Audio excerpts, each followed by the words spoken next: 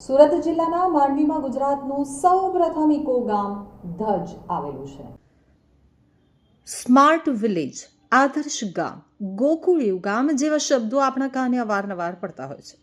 ત્યારે ઊંચા પર્વતોની હારમાળા અને જંગલની વચ્ચે આવેલું ગોકુળિયા ગામ સમાન સુરત જિલ્લાના માંડવી તાલુકાનું ધજ ગામ ગુજરાતનું પહેલું ઇકો વિલેજ છે.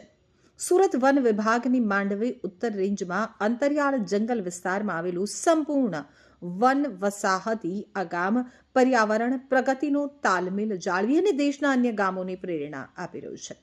રાજ્યમાં પર્યાવરણ પ્રત્યે સામૂહિક ચેતના આવે અને આર્થિક વિકાસની સાથે સાથે પર્યાવરણને સંતુલિત કરી શકાય તેવા શુભ આશયથી વર્ષ 2016માં ધજ ગામને ઇકો વિલેજ જાહેર કરાયું હતું.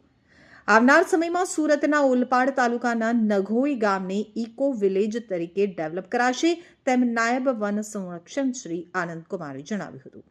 તો સુરતથી 70 કિલોમીટર અને માંડવી તાલુકા મથકથી 27 કિલોમીટરના અંતરે આવેલા ગ્રામ પંચાયતની હદમાં ધજ ગામ આવે છે.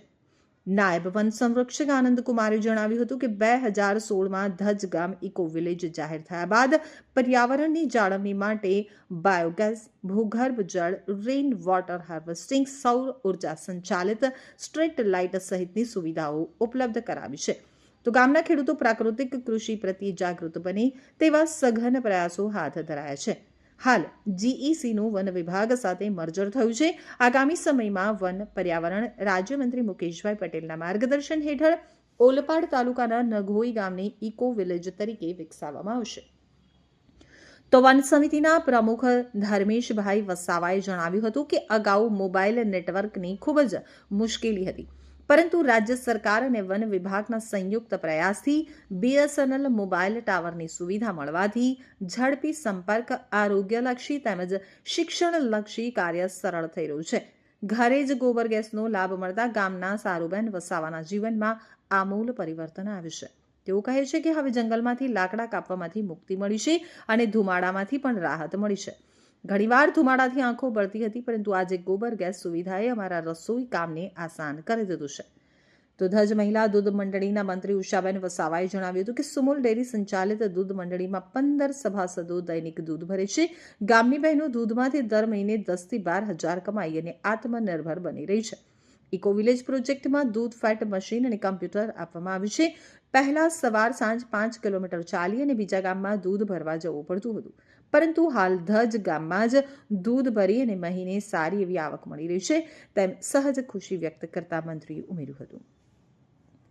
તો ભારતના મધ્યપ્રદેશનું ભગુવાર, તામિલનાડુનું ઓરોવિલે અને ઓર્ડનથુરાઈ, નાગાલેન્ડનો ખોનોમા, રાજસ્થાનના પેપલાંત્રી અને આરનાઝારના, મહારાષ્ટ્રના ગોવર્ધન તેમજ હેવારે બજાર, ઓડિશાનું સિદ્ધાર્થ, જમ્મુ કાશ્મીરનું સાગ, ગુજરાતનું ધજ ગામ मॉडल इको विलेज है.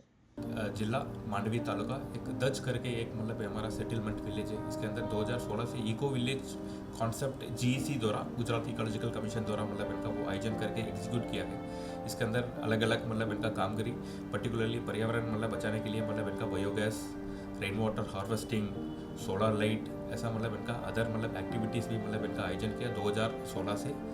और इसके बाद जीईसी मतलब हमारा मतलब इनका वन विभाग के साथ मर्ज होने के बाद अभी मतलब इनका एक आने वाले वर्ष के लिए भी हम मतलब इनका इको विलेज का माननीय मंत्री श्री मुकेश पटेल सर ने मतलब इनका एक नगोई विलेज के लिए भी मतलब इनका वो आयोजन करके मतलब इनका वो प्लान भी अभी हम एग्जीक्यूट करने वाले हैं. મારું નામ રવિન્દ્રસિંહ પ્રવીણસિંહ વાઘેલા.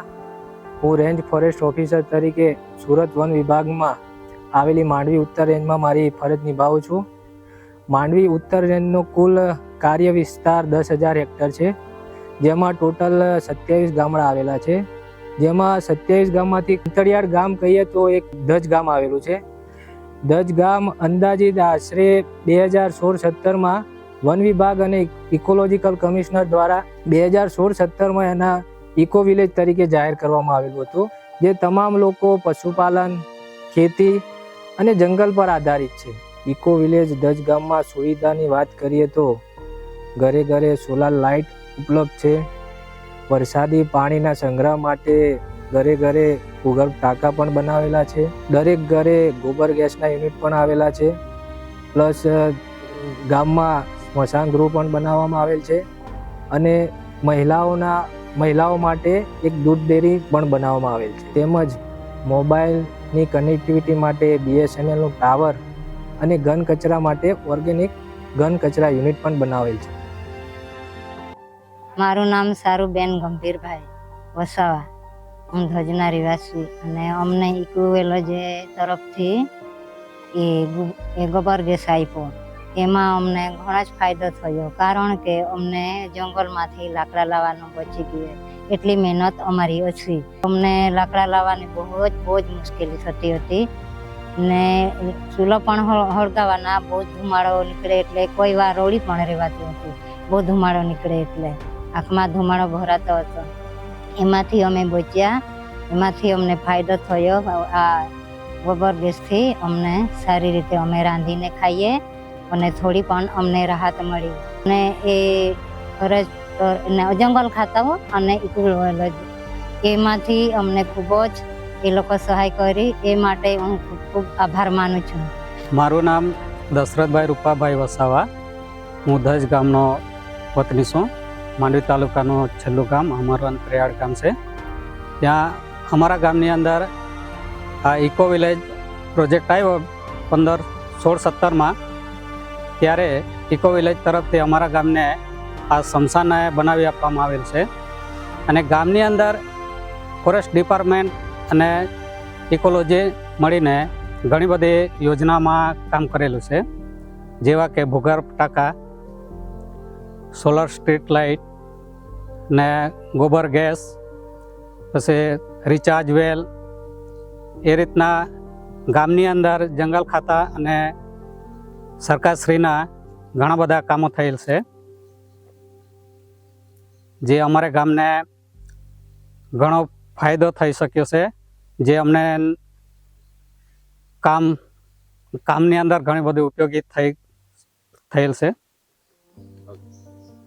અને અમારી ગામની અંદર પહેલાં દોર ગામ દૂધ ભરવા જતા હતા, તો અત્યારે ઇકોલોજી આવી ત્યારે ઇકોલોજી તરફથી ગામની અંદર ડેરી બનાવી અને દૂધાળા પશુઓ આપ્યા. એટલે મહિલાઓને જે આજીવિકા છે એ ગામની અંદર જ મહિલાઓ પશુપાલન કરીને દૂધ ભરીને અને આજીવિકામાં ગુજરાન ચલાવે છે. ઉપરાંત સરકારશ્રી તરફથી ગામની અંદર ઘણી બધી યોજનાઓ છે, જેવી કે ઉજ્જવલા, પ્રધાનમંત્રી આવાસ યોજના અને રાશન એ સરકારશ્રીના તરફથી ગામની અંદર મળે છે. એટલે હું સરકારશ્રી અને જંગલ ખાતાને ખૂબ ખૂબ આભારી છું.